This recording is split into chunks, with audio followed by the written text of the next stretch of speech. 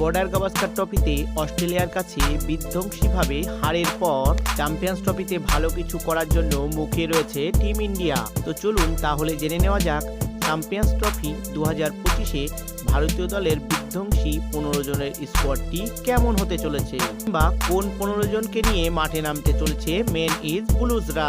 এবং রোহিত ও গৌতম গম্ভীরের নেতৃত্বে এই 15 জনের স্কোয়াড প্রায় চূড়ান্ত, এটা আপনারা বলতেই পারেন। তো চলুন দেরি না করে দেখে নেওয়া যাক কে কে জায়গা পেল এই 15 জনের দলে। তো তার আগে যারা যারা চ্যানেলটিকে এখনো সাবস্ক্রাইব করেননি তারা চ্যানেলটিকে সাবস্ক্রাইব করে বেল বাটনটি অন করে রাখুন, যাতে আমাদের ভিডিও সবার আগে আপনার কাছে পৌঁছে যায়। আগামীকাল সিলেকশন মিটিং হয়েছে অস্ট্রেলিয়াতে, যেখানে অজিত আগারকার এবং রোহিত শর্মা স্কোয়াডের চূড়ান্ত সিদ্ধান্ত নিয়ে ফেলেছেন। তো এই 15 জনের স্কোয়াডে ওপেনিং হিসেবে দেখা যাবে রোহিত শর্মা এবং শুভমন গিলকে। এছাড়াও টি20 এবং টেস্ট ক্রিকেটে ভালো খেলার ফলস্বরূপ যশস্বী জয়সওয়ালও এই স্কোয়াডে জায়গা করে নিয়েছেন।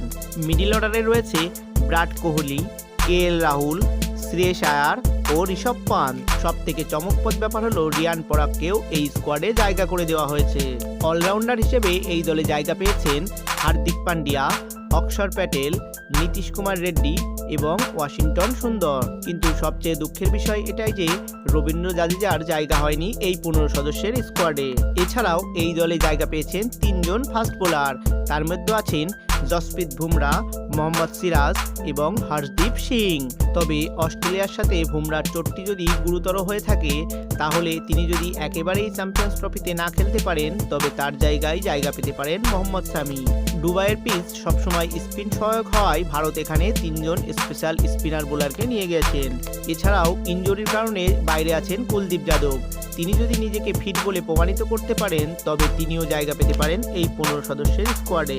সব থেকে মজার বিষয় এটা হলো যে সবাই ভেবেছিল সঞ্জু স্যামসংকে এই স্কোয়াডে রাখা হবে, কিন্তু নির্বাচকরা তাকে এই স্কোয়াডে রাখেননি। তো ফ্রেন্ডস, চ্যাম্পিয়ন্স ট্রফি আর বেশি দূরে নেই। তো এই স্কোয়াড নিয়ে আপনাদের মতামতটি আমাদের কমেন্ট বক্সে কমেন্ট করুন।